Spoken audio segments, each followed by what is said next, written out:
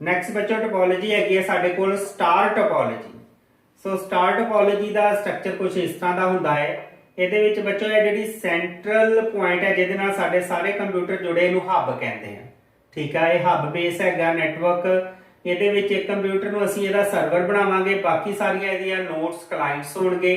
Cable ਦੇ ਨਾਲ ਅਸੀਂ ਇਹਨੂੰ ਕਨੈਕਟ ਕਰਦੇ ਹਾਂ। ਸੋ ਇਹ ਜਿਹੜਾ ਟੋਟਲ ਜਿਹੜਾ ਨੈਟਵਰਕ ਸਾਡਾ ਹੱਬ ਬੇਸ ਨੈਟਵਰਕ ਹੈਗਾ ਹੈ, ਹੱਬ ਦੇ ਉੱਪਰ ਹੀ ਇਹ ਡਿਪੈਂਡ ਕਰੇਗਾ ਵੀ ਇਹ ਨੈਟਵਰਕ ਦੀ ਵਰਕਿੰਗ ਕਿਸ ਤਰ੍ਹਾਂ ਦੀ ਹੋਏਗੀ ਜਾਂ ਨੈਟਵਰਕ ਦਾ ਸਾਡਾ ਕਿਸ ਤਰ੍ਹਾਂ ਚੱਲੇਗਾ। ਸੋ ਇਸ ਤਰ੍ਹਾਂ ਦੀ ਸਾਡੀ ਇਹ ਕੋਈ ਸਟਾਰ ਟੋਪੋਲੋਜੀ ਜਿਹੜੀ ਹੁੰਦੀ ਹੈ। ਇਹਦੇ ਵਿੱਚ ਬੱਚੋ ਇਹਦੇ ਲਾਭ ਅਤੇ ਹਾਨੀਆਂ ਦੇਖਨੇ ਆ।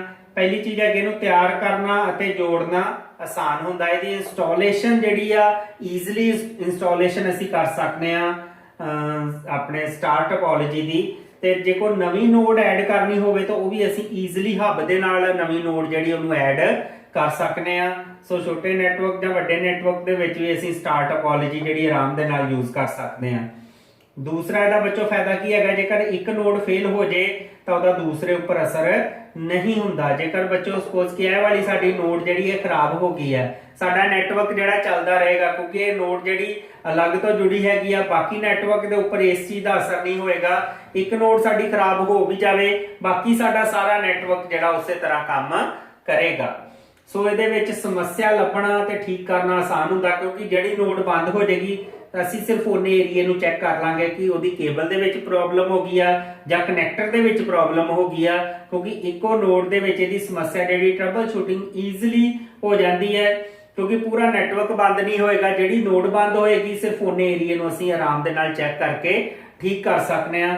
ਸਮੱਸਿਆ ਲੱਭਣਾ ਤੇ ਠੀਕ ਕਰਨਾ ਜਿਹੜਾ ਆਸਾਨ ਹੈਗਾ ਹੈ। ਲਾਭ ਦੇ ਨਾਲ ਬੱਚੇ ਦੀਆਂ ਕੁਝ ਹਾਨੀਆਂ ਵੀ ਹੈਗੀਆਂ ਨੇ। ਪਹਿਲੀ ਹਾਨੀ ਬੱਚੇ ਦੀ ਇਹੀ ਹੈ ਕਿ ਪੂਰੇ ਦਾ ਪੂਰਾ ਨੈਟਵਰਕ ਸਾਡਾ ਹੱਬ ਦੇ ਉੱਪਰ ਡਿਪੈਂਡ ਕਰਦਾ ਹੈ। ਠੀਕ ਆ, ਕਿਉਂਕਿ ਜੇਕਰ ਹੱਬ ਸਾਡੀ ਖਰਾਬ ਹੋ ਜਾਏਗੀ ਤਾਂ ਫਿਰ ਸਾਡਾ ਪੂਰਾ ਨੈਟਵਰਕ ਜਿਹੜਾ ਡਾਊਨ ਹੋ ਜਾਏਗਾ, ਨੈਟਵਰਕ ਸਾਡਾ ਖਰਾਬ ਹੋ ਜਾਏਗਾ।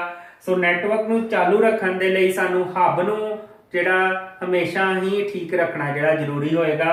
ਸੋ ਹੱਬ ਦੇ ਵਿੱਚ ਜੇਕਰ ਪ੍ਰੋਬਲਮ ਹੋਏਗੀ ਤਾਂ ਨੈਟਵਰਕ ਸਾਡਾ ਖਰਾਬ ਹੋ ਜਾਏਗਾ ਕਿਉਂਕਿ ਹੱਬ ਬੇਸ ਸਾਡਾ ਨੈਟਵਰਕ ਹੈਗਾ ਹੈ। ਦੂਸਰਾ, ਕੀਮਤ ਜ਼ਿਆਦਾ ਹੁੰਦੀ ਹੈ ਕਿਉਂਕਿ ਹਰ ਨੈਟਵਰਕ ਜਿਹੜਾ ਅਲੱਗ-ਅਲੱਗ ਤਾਰ ਦੇ ਨਾਲ ਜੁੜਿਆ ਹੁੰਦਾ ਹੈ। ਤਾਰਾਂ ਦੀ ਕਾਸਟ ਬਹੁਤ ਜ਼ਿਆਦਾ ਆਉਂਦੀ ਹੈ ਇਹਦੇ ਵਿੱਚ। ਸੋ ਮਹਿੰਗਾ ਥੋੜਾ ਜਿਹਾ ਨੈਟਵਰਕ ਹੈਗਾ ਹੈ। ਸੋ ਇਹਦੇ ਵਿੱਚ ਲਾਸਟ ਹੈਗਾ number of nodes depends on hub. Hub ਦੇ ਉੱਪਰ ਹੀ ਸਾਡਾ ਡਿਪੈਂਡ ਕਰੇਗਾ ਕਿ ਅਸੀਂ ਕਿੰਨੀਆਂ ਨੋਡਸ ਜਿਹੜੀਆਂ ਐਡ ਕਰ ਸਕਦੇ ਆ ਕਿਉਂਕਿ ਬੱਚੋ ਜਿਹੜੀ ਹੱਬ ਹੁੰਦੀ ਆ, ਹੱਬ ਦੇ ਵਿੱਚ ਪਹਿਲਾਂ ਤੋਂ ਪ੍ਰੀ ਡਿਫਾਈਨਡ ਹੁੰਦਾ ਕਿ ਅਸੀਂ ਕਿੰਨੀ ਨੋਡਸ ਵਾਲੀ ਹੱਬ ਲੈਣੀ ਆ। ਸਪੋਜ਼ ਕਿ ਅਸੀਂ 20 ਨੋਡਸ ਵਾਲੀ ਹੱਬ ਲੈ ਲਈ, ਠੀਕ ਹੈ। ਹੁਣ 20 ਤੱਕ ਦਾ ਅਸੀਂ ਉਹਦੇ ਵਿੱਚ ਐਡੀਸ਼ਨ ਕਰ ਸਕਦੇ ਆ ਆਪਣੇ ਨੋਟਸ ਦੀ, ਇਹ ਸਰਵਰ ਦੀ। ਪਰ ਜੇਕਰ 21 ਸਾਡੇ ਕੋਲ ਕੰਪਿਊਟਰ ਅਸੀਂ ਨਵਾਂ ਐਡ ਕਰਨਾ ਚਾਹੁੰਦੇ ਤਾਂ ਫਿਰ ਉਸ ਹੱਬ ਦੇ ਵਿੱਚ ਨਹੀਂ ਹੋਗਾ ਕਿਉਂਕਿ ਉਹਦੇ ਵਿੱਚ ਜਿਹੜੀ ਕੁਆਲਿਟੀ ਹੈਗੀ ਸੀ ਉਹ ਅਸੀਂ 20 ਨੋਟਸ ਵਾਲੀ ਲਈ, ਉਹਦੇ ਪੋਰਟਸ ਹੀ 20 ਸੀਗੀਆਂ। ਸੋ 21 ਜਿਹੜੀ ਨੋਡ ਅਸੀਂ ਐਡ ਨਹੀਂ ਕਰ ਸਕਦੇ। ਉਸ ਕੇਸ ਦੇ ਵਿੱਚ ਸਾਨੂੰ ਫਿਰ ਨਵੀਂ ਹੱਬ ਲਗਾਣੀ ਪਏਗੀ।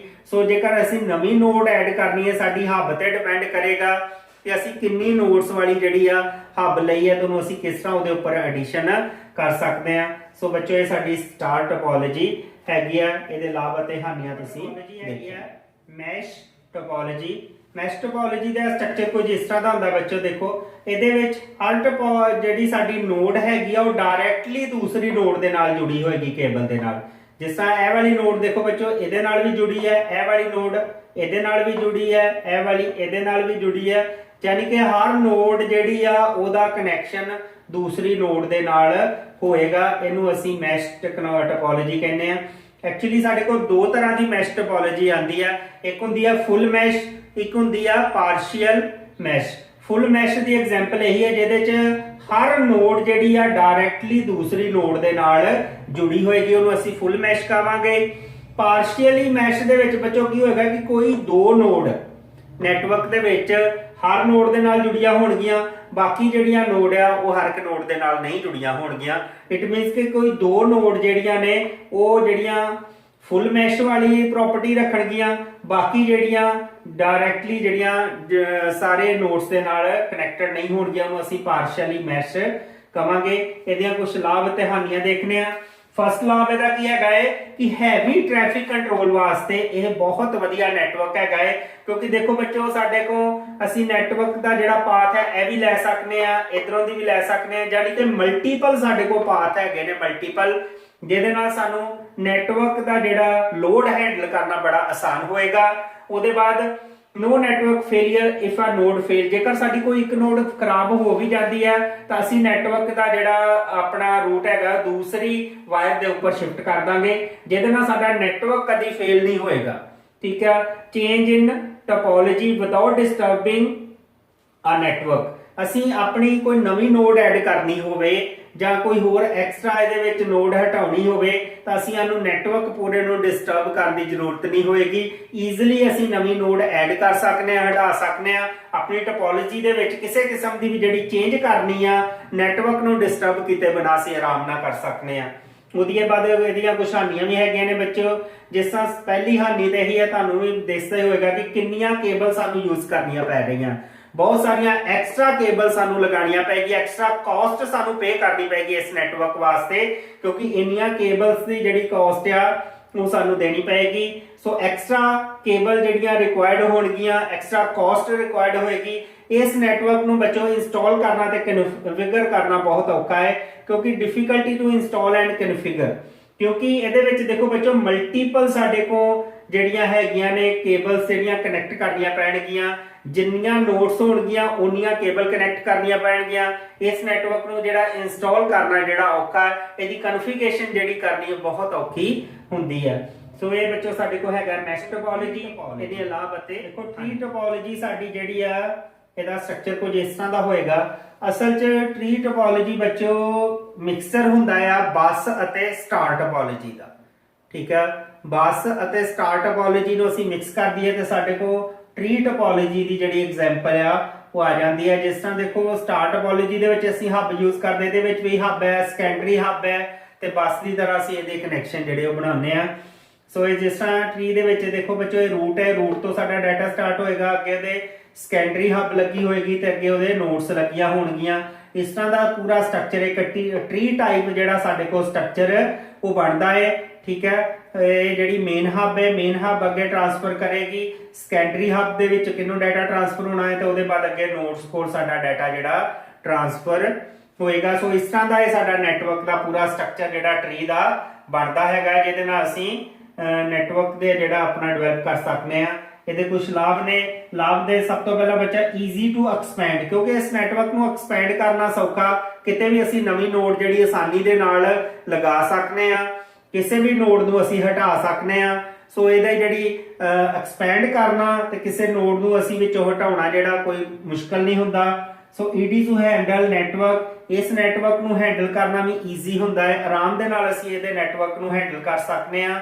ਠੀਕ ਹੈ, ਸੋ ਇਹਦੇ ਵਿੱਚ ਬੱਚੋ ਨੈਕਸਟ ਹੈਗਾ no effect on the network if one portion is fail. जेकर बच्चों साडा सपोज किया वाला एक पूरा पोर्शन या एक नोड फेल भी हो जाए तो बाकी नेटवर्क साडा चलता रहेगा, नेटवर्क के ऊपर इसका असर नहीं होएगा।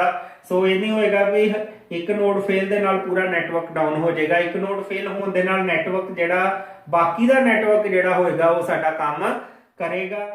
सो हानियां दे विच बच्चों देखो हैगा डिपेंड्स ऑन मेन केबल, बस की तरह ये भी साडी पूरी मेन केबल के उपर डिपेंडेंट होएगा नेटवर्क। जेकर साडी मेन केबल फेल हो जाएगी तो नेटवर्क साडा फेल हो जाएगा।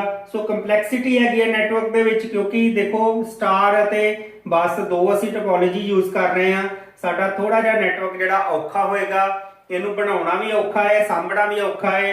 सो कंपलैक्सिटी ज़्यादा है।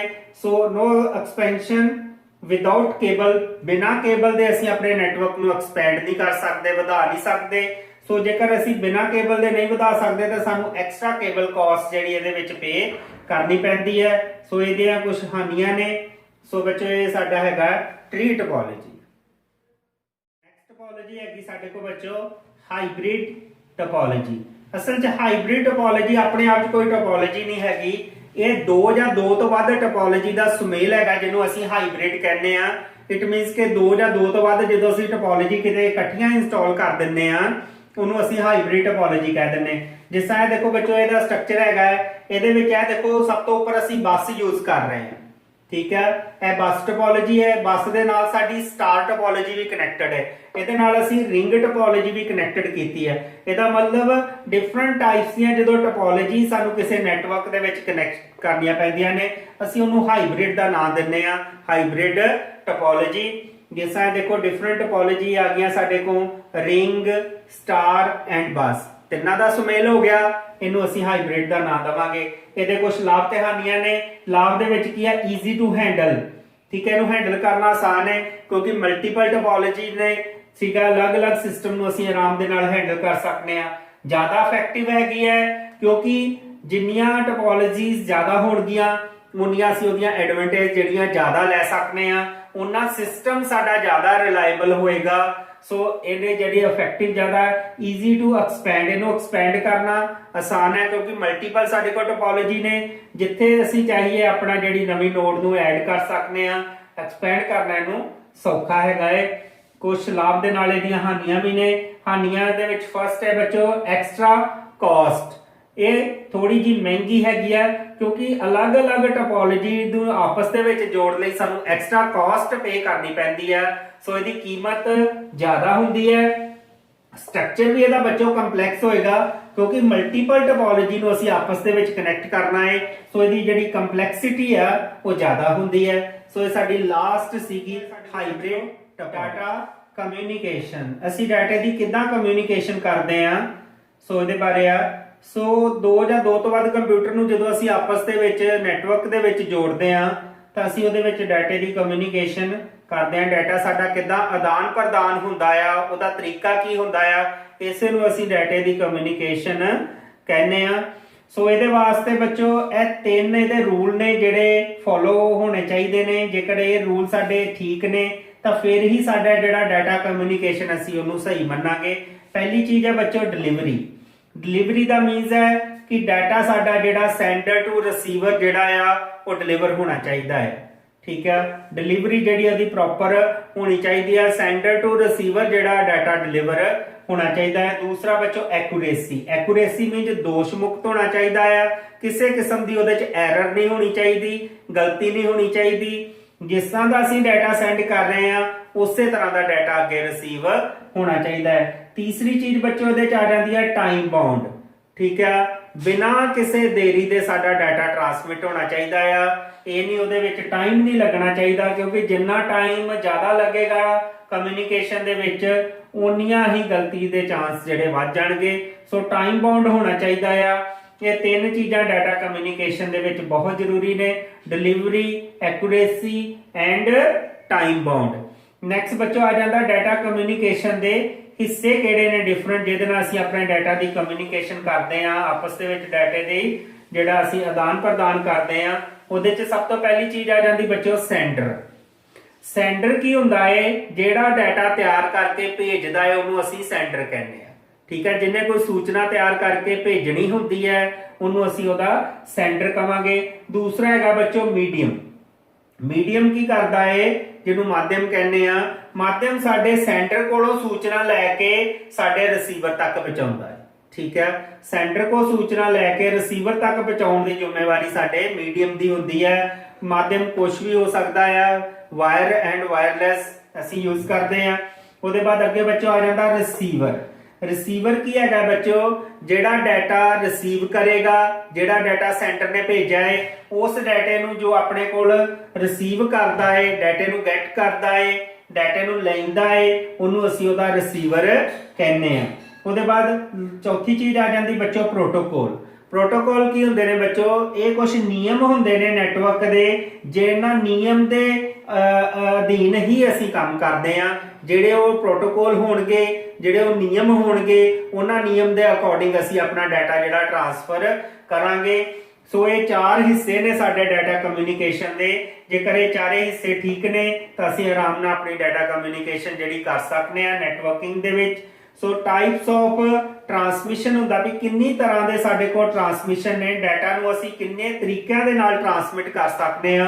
ਉਹਦੇ ਵਾਸਤੇ ਬੱਚੋ ਸਾਡੇ ਕੋਲ ਤਿੰਨ ਤਰ੍ਹਾਂ ਦੇ ਟ੍ਰਾਂਸਮਿਸ਼ਨ ਨੇ। ਪਹਿਲਾ ਹੈਗਾ ਬੱਚੋ ਸਿੰਪਲੈਕਸ। ਸਿੰਪਲੈਕਸ ਟ੍ਰਾਂਸਮਿਸ਼ਨ ਕਿਸ ਤਰ੍ਹਾਂ ਦਾ ਹੁੰਦਾ ਹੈ, ਇਹ ਟ੍ਰਾਂਸਮਿਸ਼ਨ ਬੱਚੋ ਐਕਚੁਅਲੀ ਡਿਪੈਂਡ ਕਰਦਾ ਹੈ ਡਾਟੇ ਦੇ ਫਲੋ ਤੇ। ਸਿੰਪਲੈਕਸ ਦੇ ਵਿੱਚ ਸਾਡਾ ਡਾਟਾ ਜਿਹੜਾ ਵਨ ਸਾਈਡ ਫਲੋ ਹੋਏਗਾ, ਇੱਕ ਸਾਈਡ ਤੇ ਹੀ ਸਾਡਾ ਡਾਟਾ ਜਿਹੜਾ ਫਲੋ ਕਰੇਗਾ, ਉਹਨੂੰ ਅਸੀਂ ਸਿੰਪਲੈਕਸ ਕਹਿੰਦੇ ਆ। ਇਹਦੀ ਐਗਜ਼ਾਮਪਲ ਬੱਚੋ ਦੇਖੋ, ਜਿਸ ਤਰ੍ਹਾਂ ਸਾਡੇ ਘਰ ਟੀਵੀ ਹੈ ਜਾਂ ਰੇਡੀਓ ਆ, ਹੁਣ ਟੀਵੀ ਤੇ ਰੇਡੀਓ ਜਿਹੜਾ ਉਹ ਸਿੰਪਲੈਕਸ ਦੀ ਉਦਾਹਰਨ ਹੈ, ਕਿਉਂਕਿ ਉਹ ਸਿਰਫ ਡਾਟੇ ਨੂੰ ਰਿਸੀਵ ਕਰਦੇ ਆ। ਅਸੀਂ ਟੀਵੀ ਦੇ ਥਰੂ ਡਾਟਾ ਵਾਪਸ ਜਿਹੜਾ ਟੀਵੀ ਸਟੇਸ਼ਨ ਨੂੰ ਨਹੀਂ ਭੇਜ ਸਕਦੇ, ਠੀਕ ਹੈ। ਇਟ ਮੀਨਸ ਕਿ ਟੀਵੀ ਦਾ ਕੀ ਕੰਮ ਹੈ, ਜੋ ਸਿਗਨਲ ਆ ਰਿਹਾ ਉਹਨੂੰ ਰਿਸੀਵ ਕਰਨਾ, ਯਾਨੀ ਕਿ ਡਾਟੇ ਦਾ ਫਲੋ ਇੱਕੋ ਸਾਈਡ ਨੂੰ ਹੋਏਗਾ, ਸੈਂਡਰ ਟੂ ਰਿਸੀਵਰ, ਠੀਕ ਹੈ। ਉਹਨੂੰ ਅਸੀਂ ਕੀ ਕਵਾਂਗੇ, ਸਿੰਪਲੈਕਸ। ਦੂਸਰਾ ਬੱਚੋ ਆ ਜਾਂਦਾ ਹਾਫ ਡੁਪਲੈਕਸ। ਹਾਫ ਡੁਪਲੈਕਸ ਦੇ ਵਿੱਚ ਡਾਟੇ ਦਾ ਫਲੋ ਜਿਹੜਾ sender to receiver and receiver to sender ਦੋਨਾਂ ਸਾਈਡਾਂ ਤੇ ਹੋ ਸਕਦਾ ਹੈ, ਬਟ ਐਟ ਅ ਟਾਈਮ ਤੇ ਇੱਕ ਹੀ ਜਿਹੜਾ ਸੈਂਡ ਕਰੇਗਾ ਜਾਂ ਇੱਕ ਹੀ ਰਿਸੀਵ ਕਰੇਗਾ, ਠੀਕ ਹੈ। ਯਾਨੀ ਕਿ ਦੋਨਾਂ ਸਾਈਡ ਨੂੰ ਫਲੋ ਤਾਂ ਹੈਗਾ ਏ, ਪਰ ਐਟ ਅ ਟਾਈਮ ਤੇ ਵਨ ਸਾਈਡ ਜਿਹੜਾ ਫਲੋ ਹੀ ਹੋਏਗਾ। ਜੇਕਰ ਇੱਕ ਸਾਈਡ ਨੂੰ ਫਲੋ ਹੋ ਰਿਹਾ ਤਾਂ ਦੂਸਰੇ ਨੂੰ ਵੇਟ ਕਰਨੀ ਪਏਗੀ, ਠੀਕ ਹੈ। ਜੇਕਰ ਉਹਨੇ ਆਪਣਾ ਡਾਟਾ ਸੈਂਡ ਕਰਨਾ ਹੈ, ਜੇਕਰ ਦੂਸਰੇ ਨੇ ਡਾਟਾ ਸੈਂਡ ਕਰਨਾ ਹੈ ਤਾਂ ਫਸਟ ਨੂੰ ਵੇਟ ਕਰਨੀ ਪਏਗੀ। ਇਟ ਮੀਨਸ ਕਿ ਹਾਫ ਡੁਪਲੈਕਸ ਦੇ ਵਿੱਚ ਦੋਨਾਂ ਸਾਈਡ ਦੀ ਕਮਿਊਨੀਕੇਸ਼ਨ ਪੋਸੀਬਲ ਹੈ, but one at a time. ਇਹਦੀ ਐਗਜ਼ਾਮਪਲ ਹੈ ਬੱਚੋ, ਜਿਸ ਤਰ੍ਹਾਂ ਵਾਕੀ ਟਾਕੀ ਹੁੰਦਾ ਹੈ ਸਾਡੇ ਕੋਲ। ਵਾਕੀ ਟਾਕੀ ਦੇ ਵਿੱਚ ਕੀ ਹੁੰਦਾ ਹੈ ਕਿ ਅਸੀਂ ਪਹਿਲਾਂ ਕੋਈ ਆਪਣੀ ਗੱਲ ਕਹਿੰਦੇ ਆ, ਦੂਸਰਾ ਜਿਹੜਾ ਉਹ ਗੱਲ ਨੂੰ ਸੁਣੇਗਾ, ਵਿੱਚ ਬੋਲੇਗਾ ਨਹੀਂ, ਕਿਉਂਕਿ ਦੂਸਰੀ ਸਾਈਡ ਤੋਂ ਡਾਟਾ ਸਾਨੂੰ ਨਹੀਂ ਰਿਸੀਵ ਹੋਏਗਾ। ਸੋ ਜਦੋਂ ਸਾਡੀ ਗੱਲ ਖਤਮ ਹੋ ਜਾਏਗੀ, ਅਸੀਂ ਓਵਰ ਕਵਾਂਗੇ, ਤਾਂ ਦੂਸਰਾ ਜਿਹੜਾ ਫਿਰ ਆਪਣੀ ਗੱਲ ਕਹੇਗਾ। that is called half duplex, means ਦੋਨਾਂ ਸਾਈਡ ਦੀ ਕਮਿਊਨੀਕੇਸ਼ਨ ਪੋਸੀਬਲ ਹੈ, but one at a time. Full duplex. Full duplex ਦੇ ਵਿੱਚ ਬੱਚੋ ਕੀ ਹੁੰਦਾ ਹੈ, ਦੋਨਾਂ ਸਾਈਡ ਦੀ ਕਮਿਊਨੀਕੇਸ਼ਨ ਪੋਸੀਬਲ ਹੈ, ਐਟ ਅ ਟਾਈਮ ਤੇ ਅਸੀਂ ਦੋਨਾਂ ਸਾਈਡ ਤੇ ਜਿਹੜੀ ਹੈ ਕਮਿਊਨੀਕੇਸ਼ਨ ਕਰ ਸਕਦੇ ਆ। ਨਾਰਮਲ ਸਾਡੇ ਮੋਬਾਈਲ ਫੋਨ ਦੀ ਐਗਜ਼ਾਮਪਲ ਹੈ, ਚਾਹੇ ਇਧਰੋਂ ਅਸੀਂ ਬੋਲ ਰਹੀ ਹੋਈਏ ਤਾਂ ਦੂਸਰੀ ਸਾਈਡ ਤੇ ਜੇਕਰ ਕੋਈ ਗੱਲ ਕਰ ਰਿਹਾ ਤਾਂ ਉਹ ਵੀ ਸਾਨੂੰ ਸੁਣਾਈ ਦੇਗੀ, ਜੋ ਅਸੀਂ ਬੋਲ ਰਹੇ ਉਹਨੂੰ ਸੁਣਾਈ ਦੇਗਾ। ਯਾਨੀ ਕਿ ਦੋਨਾਂ ਸਾਈਡ ਦੀ ਕਮਿਊਨੀਕੇਸ਼ਨ ਐਟ ਅ ਟਾਈਮ ਤੇ ਪੋਸੀਬਲ ਹੈਗੀ ਹੈ। ਸੋ ਇਹ ਤੇ ਤਿੰਨ ਤਰ੍ਹਾਂ ਦੇ ਸਾਡੇ ਕੋਲ ਬੱਚੋ ਟਰਾਂਸਮਿਸ਼ਨ ਜਿਹੜੇ ਡਾਟਾ ਟਰਾਂਸਮਿਸ਼ਨ ਦੀਆਂ ਟਾਈਪਸ ਹੈਗੀਆਂ ਨੇ, simplex, half duplex and full duplex. ਡਾਟੇ ਦੇ ਫਲੋ ਤੇ ਡਿਪੈਂਡੈਂਟ ਨੇ। ਸਿੰਪਲੈਕਸ ਦੇ ਵਿੱਚ ਵਨ ਸਾਈਡ ਫਲੋ ਹੋਏਗਾ, ਡੁਪਲੈਕਸ ਦੇ ਵਿੱਚ ਦੋਨਾਂ ਸਾਈਡ ਦਾ ਫਲੋ ਹੋਏਗਾ, but one at a time. Full duplex ਦੇ ਵਿੱਚ ਦੋਨਾਂ ਸਾਈਡ ਤੇ ਫਲੋ ਹੋਏਗਾ ਐਟ ਅ ਟਾਈਮ, ਠੀਕ ਹੈ। ਐਟ ਅ ਟਾਈਮ ਤੇ ਅਸੀਂ ਦੋਨਾਂ ਸਾਈਡ ਤੇ ਫਲੋ ਕਰ ਸਕਦੇ ਹਾਂ। ਉਹਦੇ ਬਾਅਦ ਨੈਕਸਟ ਬੱਚੋ ਹੈਗਾ ਕਮਿਊਨੀਕੇਸ਼ਨ ਚੈਨਲ ਜਾਂ ਕਮਿਊਨੀਕੇਸ਼ਨ ਚੈਨਲ। ਬੱਚੋ ਕੀ ਹੁੰਦੇ ਨੇ, ਸਾਡੇ ਮਾਧਿਅਮ ਜਿਹਦੇ ਨਾਲ ਅਸੀਂ ਆਪਣਾ ਡਾਟਾ ਟਰਾਂਸਮਿਟ ਕਰਨਾ ਹੈ। ਦੋ ਤਰ੍ਹਾਂ ਦੇ ਸਾਡੇ ਕੋਲ ਮਾਧਿਅਮ ਅਵੇਲੇਬਲ ਨੇ, ਵਾਇਰਡ ਐਂਡ ਵਾਇਰਲੈਸ। ਵਾਇਰਡ ਦੇ ਵਿੱਚ ਬੱਚੋ ਕੀ ਆ ਜਾਂਦਾ ਹੈ, ਤਾਰਾਂ ਵਾਲਾ ਜਿਹੜਾ ਸਾਡਾ ਮਾਧਿਅਮ ਹੁੰਦਾ, ਜਿਹਦੇ ਵਿੱਚ ਅਸੀਂ ਕੋਐਕਸੀਅਲ ਕੇਬਲ, ਫਾਈਬਰ ਆਪਟਿਕ ਕੇਬਲ, ਠੀਕ ਹੈ, ਡਿਫਰੈਂਟ ਟਾਈਪਸ ਦੀਆਂ ਜਿਹੜੀਆਂ ਕੇਬਲਸ ਹੈਗੀਆਂ ਯੂਜ਼ ਕਰਦੇ ਆ, ਉਹ ਸਾਡਾ ਵਾਇਰਡ ਮੀਡੀਅਮ ਹੈਗਾ ਹੈ ਕਮਿਊਨੀਕੇਸ਼ਨ ਚੈਨਲ। ਤੇ ਵਾਇਰਲੈਸ ਦੇ ਵਿੱਚ ਬੱਚੋ ਕੀ ਆ ਜਾਂਦਾ ਹੈ, ਜਿਹਨੂੰ ਅਸੀਂ ਬ੍ਰੌਡਕਾਸਟਿੰਗ ਵੀ ਕਹਿ ਦਿੰਦੇ ਆ, ਬ੍ਰੌਡਕਾਸਟ ਕਰਨਾ, ਜਿਹਦੇ ਵਿੱਚ ਅਸੀਂ ਵਾਇਰਲੈਸ ਮਾਧਿਅਮ ਯੂਜ਼ ਕਰਦੇ ਆ, ਜਿਹਦੇ ਵਿੱਚ ਅਸੀਂ ਰੇਡੀਓ ਸਿਗਨਲਸ ਯੂਜ਼ ਕਰ ਸਕਦੇ ਆ, ਸੈਟੇਲਾਈਟ ਸਿਗਨਲ ਯੂਜ਼ ਕਰ ਸਕਦੇ ਆ। ਸੋ ਵਾਇਰਲੈਸ ਮਾਧਿਅਮ ਦੇ ਨਾਲ ਅਸੀਂ ਕਮਿਊਨੀਕੇਸ਼ਨ ਕਰ ਸਕਦੇ ਆ। ਨੈਟਵਰਕ ਦੀਆਂ ਕਿਸਮਾਂ, ਡਿਫਰੈਂਟ ਟਾਈਪਸ ਆਫ ਨੈਟਵਰਕ ਸਾਡੇ ਕੋਲ ਕਿਹੜੇ ਅਵੇਲੇਬਲ ਨੇ ਜਿਨ੍ਹਾਂ ਨੂੰ ਅਸੀਂ ਵਰਤ ਸਕਦੇ ਆ। ਸਭ ਤੋਂ ਪਹਿਲਾਂ ਬੱਚੋ ਸਾਡੇ ਕੋਲ ਹੈਗਾ ਹੈ PAN, PAN, personal area network. So personal area network ਕੀ ਹੁੰਦਾ ਬੱਚੋ, ਜਿਹੜਾ ਸਾਡਾ ਆਪਣਾ ਪਰਸਨਲ ਅਸੀਂ ਕੋਈ ਨੈਟਵਰਕ ਡਿਵੈਲਪ ਕਰਦੇ ਆ। ਜਿਸ ਤਰ੍ਹਾਂ ਅਸੀਂ ਘਰ ਦੇ ਵਿੱਚ ਇੱਕ ਨੈਟਵਰਕ ਡਿਵੈਲਪ ਕਰ ਸਕਦੇ ਆ, ਜਿਸ ਤਰ੍ਹਾਂ ਅਸੀਂ ਆਪਣੇ ਕੰਪਿਊਟਰ ਦੇ ਨਾਲ ਹੈੱਡਫੋਨ ਅਟੈਚ ਕਰ ਲੈਂਦੇ ਆ, ਬਲੂਟੁੱਥ ਦੇ ਨਾਲ ਅਸੀਂ ਆਪਣੇ ਕੰਪਿਊਟਰ ਦੇ ਨਾਲ ਵਾਈਫਾਈ ਦੇ ਥਰੂ ਇੰਟਰਨੈਟ ਜਿਹੜਾ ਅਟੈਚ ਕਰ ਸਕਦੇ ਆ। ਸੋ ਇਸ ਤਰ੍ਹਾਂ ਡਿਫਰੈਂਟ ਡਿਵਾਈਸਿਸ ਜਿਹੜੀ ਅਸੀਂ ਕਨੈਕਟ ਕਰ ਸਕਦੇ ਆ। ਇੱਕ ਸਾਡਾ ਪਰਸਨਲ ਨੈਟਵਰਕ ਜਿਹੜਾ ਅਸੀਂ ਤਿਆਰ ਕਰ ਸਕਦੇ ਆ, ਉਹਨੂੰ ਅਸੀਂ ਪਰਸਨਲ ਏਰੀਆ ਨੈਟਵਰਕ ਕਵਾਂਗੇ, ਜੋ ਅਸੀਂ ਖੁਦ ਆਪਣੇ ਲਈ ਤਿਆਰ ਕੀਤਾ ਹੈ। ਉਹਦੇ ਬਾਅਦ ਨੈਕਸਟ ਬੱਚੋ ਸਾਡੇ ਕੋਲ ਆਪਸ਼ਨ ਆ ਜਾਂਦੀ ਆ local area network, LAN। Local area network ਬੱਚੋ ਕੀ ਹੁੰਦਾ ਹੈ, ਜਿਹੜਾ ਅਸੀਂ ਲੋਕਲੀ ਇੱਕ ਬਿਲਡਿੰਗ ਦੇ ਵਿੱਚ ਤਿਆਰ ਕਰ ਸਕਦੇ ਹਾਂ, ਜਾਂ ਇੱਕ ਆਫਿਸ ਦੇ ਵਿੱਚ ਜਿਹੜਾ ਅਸੀਂ ਨੈਟਵਰਕ ਤਿਆਰ ਕਰਦੇ ਆ, ਉਹਨੂੰ ਲੋਕਲ ਏਰੀਆ ਨੈਟਵਰਕ ਕਹਿੰਦੇ ਨੇ। ਡਿਫਰੈਂਟ ਟਾਈਪ ਦੀਆਂ, ਜਿਸ ਤਰ੍ਹਾਂ ਅਸੀਂ ਟੋਪੋਲੋਜੀ ਡਿਸਕਸ ਕੀਤੀਆਂ, ਅਸੀਂ ਲੋਕਲ ਏਰੀਆ ਨੈਟਵਰਕ ਦੇ ਵਿੱਚ ਟੋਪੋਲੋਜੀ ਯੂਜ਼ ਕਰਦੇ ਆ। ਜਿਹੜਾ ਮੀਡੀਅਮ ਆ, ਅਸੀਂ ਵਾਇਰਡ ਐਂਡ ਵਾਇਰਲੈਸ ਮੀਡੀਅਮ ਦੋਨੇ ਯੂਜ਼ ਕਰ ਸਕਦੇ ਆ। ਸੋ ਇਹ ਲੋਕਲ ਏਰੀਆ ਨੈਟਵਰਕ ਜਿਹੜਾ ਇੱਕ ਬਿਲਡਿੰਗ ਜਾਂ ਇੱਕ ਆਫਿਸ 'ਚ ਹੋ ਸਕਦਾ ਬੱਚੋ। ਇਹਦੀ ਜਿਹੜੀ ਮੈਕਸਿਮਮ ਅਸੀਂ 100 ਮੀਟਰ ਤੋਂ ਲੈ ਕੇ 1 ਕਿਲੋਮੀਟਰ ਜਾਂ 2 ਕਿਲੋਮੀਟਰ ਤੱਕ ਦੀ ਇਹਦੀ ਰੇਂਜ ਹੁੰਦੀ ਹੈ, ਜਿਹਦੇ ਵਿੱਚ ਅਸੀਂ ਆਪਣਾ ਉਹ ਨੈਟਵਰਕ ਜਿਹੜਾ ਡਿਵੈਲਪ ਕਰ ਸਕਦੇ ਆ। ਸਪੀਡ ਇਹਦੀ ਜਿਹੜੀ ਆ 10 ਮੈਗਾਬਿਟ ਪਰ ਸੈਕਿੰਡ ਟੂ 10 ਗੀਗਾਬਿਟ ਪਰ ਸੈਕਿੰਡ ਤੱਕ ਅਸੀਂ ਇਹਦੇ ਕੋਲ ਸਪੀਡ ਜਿਹੜੀ ਆ ਉਹ ਲੈ ਸਕਦੇ ਆ। ਸੋ ਲੋਕਲ ਏਰੀਆ ਨੈਟਵਰਕ ਅਸੀਂ ਡਿਵੈਲਪ ਕਰ ਸਕਦੇ ਹਾਂ। ਉਹਦੇ ਬਾਅਦ ਨੈਕਸਟ ਬੱਚੋ ਆ ਜਾਂਦਾ MAN, metropolitan area network. Metropolitan area network ਬੱਚੋ ਇੱਕ ਅਸੀਂ ਸ਼ਹਿਰ ਦੇ ਵਿੱਚ ਡਿਵੈਲਪ ਕਰ ਸਕਦੇ, ਇੱਕ ਸਿਟੀ ਦੇ ਵਿੱਚ ਇੱਕ ਕਾਲਜ ਦਾ ਕੈਂਪਸ ਜਿਹੜਾ ਅਸੀਂ ਉਹਨੂੰ ਨੈਟਵਰਕ ਕਰਨਾ ਹੋਵੇ, ਉਹ ਸਾਡੀ ਇਹਦੀ ਐਗਜ਼ਾਮਪਲ ਹੈਗੀ ਹੈ। ਜਾਂ ਅਸੀਂ ਪੂਰੇ ਸ਼ਹਿਰ ਦੀਆਂ ਬਿਲਡਿੰਗਸ ਨੂੰ ਆਪਸ ਦੇ ਵਿੱਚ ਕਨੈਕਟ ਕਰਨਾ ਹੋਵੇ, ਉਹ ਸਾਡਾ ਮੈਟਰੋਪੋਲੀਟਨ ਏਰੀਆ ਨੈਟਵਰਕ ਦੀ ਐਗਜ਼ਾਮਪਲ ਹੈਗੀ ਆ। ਇਹਦੀ ਰੇਂਜ ਜਿਹੜੀ 5 to 50 ਕਿਲੋਮੀਟਰ ਤੱਕ ਅਸੀਂ ਇਹਦੀ ਜਿਹੜੀ ਨੈਟਵਰਕਿੰਗ ਕਰ ਸਕਦੇ ਆ। ਡਿਫਰੈਂਟ ਟਾਈਪ ਦੀਆਂ ਲੈਨ ਜਿਹੜੀਆਂ ਹੈਗੀਆਂ ਅਸੀਂ ਇਹਦੇ ਵਿੱਚ ਕਨੈਕਟ ਕਰ ਸਕਦੇ ਆ। ਸੋ ਜਿਹੜਾ ਲੈਨ ਤੋਂ ਜ਼ਿਆਦਾ ਵੱਡਾ ਨੈਟਵਰਕ ਹੋਏਗਾ ਉਹਨੂੰ ਅਸੀਂ ਮੈਟਰੋਪੋਲੀਟਨ ਏਰੀਆ ਨੈਟਵਰਕ ਕਵਾਂਗੇ। ਲਾਸਟ ਬੱਚੋ ਸਾਡੇ ਕੋਲ ਹੈਗਾ ਨੈਟਵਰਕ ਦੇ ਵਿੱਚ ਬੱਚੋ ਕੀ ਹੈਗਾ ਕਿ ਅਸੀਂ ਪੂਰਾ ਵਰਲਡ ਵਾਈਡ ਅਸੀਂ ਕਨੈਕਟਡ ਹੋ ਸਕਦੇ ਆ। ਪੂਰੀ ਦੁਨੀਆ ਨੂੰ ਅਸੀਂ ਇਹਦੇ ਨਾਲ ਕਨੈਕਟ ਕਰ ਸਕਦੇ ਆ through wide area network. Internet ਦੀ ਜਿਸ ਤਰ੍ਹਾਂ ਸਾਡੇ ਕੋਲ ਐਗਜ਼ਾਮਪਲ ਹੈਗੀ ਆ, ਠੀਕ ਆ, ਪੂਰੇ ਦਾ ਪੂਰਾ ਦੁਨੀਆ ਅਸੀਂ ਇਹਦੇ ਨਾਲ ਕਨੈਕਟ ਕਰ ਸਕਦੇ ਆ। ਇਹਦੇ ਵਿੱਚ ਬਹੁਤ ਸਾਰੀਆਂ ਲੈਨ ਅਤੇ ਮੈਨ ਜਿਹੜੀਆਂ ਕਨੈਕਟਡ ਹੁੰਦੀਆਂ ਨੇ। ਇਹਦੇ ਲਈ ਜਿਹੜਾ ਮੀਡੀਆ ਅਸੀਂ wireless media, telephone line, satellite signal ਵਗੈਰਾ ਯੂਜ਼ ਕਰਕੇ ਅਸੀਂ ਜਿਹੜਾ ਆਪਣਾ ਨੈਟਵਰਕ ਹੈਗਾ ਉਹ ਡਿਵੈਲਪ ਕਰ ਸਕਦੇ ਆ।